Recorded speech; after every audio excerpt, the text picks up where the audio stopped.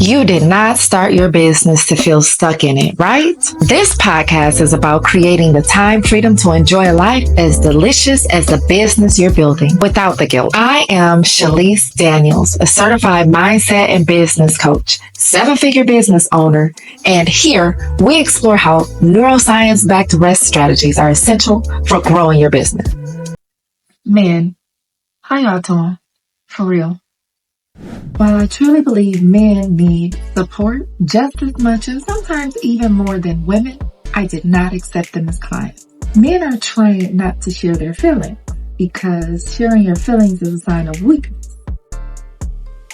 Men can't be weak because how can a weak person be a source of stability? They can't say I don't know because you're supposed to have all the answers. How can you be a provider and you don't have the answers? I tell David all the time I couldn't imagine growing up as a little boy not able to express pain. Not like when you fall off your bike and get the wind knocked out of you kind of pain, but when that girl, the one that you really like, rejects you, that kind of pain. Well, when you fall off your bike too. As a man, how do you acknowledge pain when you're supposed to protect everyone else from it? Fear? Forget about it. Something so human is seen as a flaw. What do you even call those feelings? Because a weak person can't protect. And if you don't have the solutions to all the problems, then how can you provide? Pain past 10? Forget about it. That gut punch that Junior just gave you, or the guy who no longer wants to be your friend, that rejection. Throw some dirt on it. Today, we call that gaslighting. Back then, it was survival. But the effects, they linger. Let's talk about finance. Having all the answers means that if you make a mistake, especially a financial one, it just becomes another layer of shame. So what happens to those feelings? Like, where do they go? They're hidden, stuffed, and suppressed. And that looks a lot like half-truths or lies, where you say, I paid the bill, but really you just put the money on it. Or overindulgence in distractions or things that you think are pleasurable when you're doing it to feel better.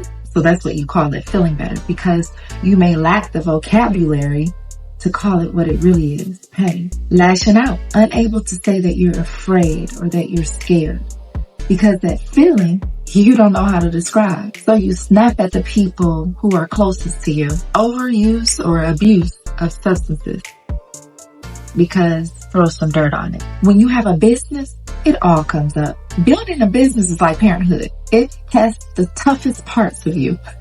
Like the toughest. So it pushes triggers that you didn't know that you had because many times you weren't allowed to recognize those feelings. Your business starts to resemble your life, and it becomes a mirror for all those unprocessed feelings. When your business gets too heavy, do you find yourself avoiding, saying, I'm good, instead of talking about the strained relationships, bad processes and systems, controlling, needing to do each and everything yourself, because asking for help or telling someone that you're in trouble would be admitting to defeat and you can't fail. Overcompensating, because hustling harder makes everyone else on the outside think that you have it all put together. Reacting, allowing fear to drive your actions and decisions instead of strategy, which creates a cycle of chaos and overwhelm. As a result, you are exhausted. You may even be sick. You may have even been to the hospital recently. I was being interviewed for a board position by 2 men, and I was explaining my business to them, telling them that I'm a coach for women who feel overwhelmed, exhausted, burned out, and they can't trust someone to run their business, or they think that everything will just fall apart. And immediately the CEO was like, But what about men? We're tired too. I laughed. But deeper, my lived experience is that of a woman entrepreneur. And that was the truth. What was deeper though, the reason why I chose not to accept men as clients, is that I've observed men have a really hard time being transparent in business. They often can't be vulnerable or transparent, or they put on airs because they don't want everyone knowing that the inner workings of their business is messy. They don't realize that we're all messy. The inner workings of all of our businesses in some aspect is being worked on or needs to be worked on. They're not used to safe spaces where they can say how they truly feel, especially if it's not tied to like some strength or machoism. Honestly, working with a man could mean 12 weeks of me running in circles, trying to figure out the problem or solving for this and solving for that, and not really getting to the root cause. And if we spend 12 weeks chasing our tails because of some suppressed, unprocessed feelings, then am I truly helping anyone? But since that conversation, I've been asked by 3 other highly successful men, why don't I help them? So this is uncharted territory for me. I feel like I'm onto something. I feel like I could create that safe space. So that's why I'm here talking to you, men and men only. I'd like for you to answer, what have I been spot on about and where am I missing the mark?